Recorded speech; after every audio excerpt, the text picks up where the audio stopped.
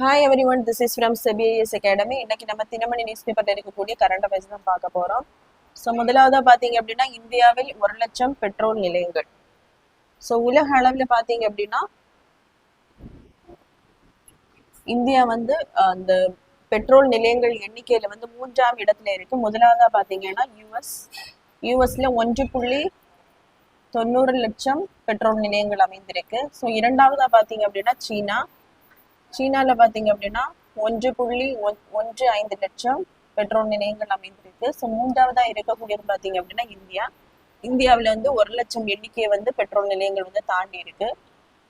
So 2004ஆம் ஆண்டுல தான் இந்த பிரைவேட்டை என்ன பண்ணியிருப்பாங்க அப்படின்னா இந்த பெட்ரோல் நிலையங்கள் அமைத்து கொள்ளலாம் அப்படின்னு பெர்மிஷன் கொடுத்துருப்பாங்க. ஸோ இருந்தாலும் கூட 90% பெட்ரோல் நிலையங்கள் வந்து இன்னுமே பப்ளிக் செக்டார் யூனிட்டாக தான் இருக்கு. பேலன்ஸ் தான் ப்ரைவேட் கிட்ட இருக்கு. ஸோ மெயினாக பார்த்தீங்க அப்படின்னா பப்ளிக் செக்டார் யூனிட்னு சொல்லும்போது Indian oil, Bharat petroleum, Hindustan petroleum, இவங்க தான் இந்த பெட்ரோல் நிலையங்களை வந்து அதிக அளவில் வந்து மெயின்டைன் பண்றாங்க.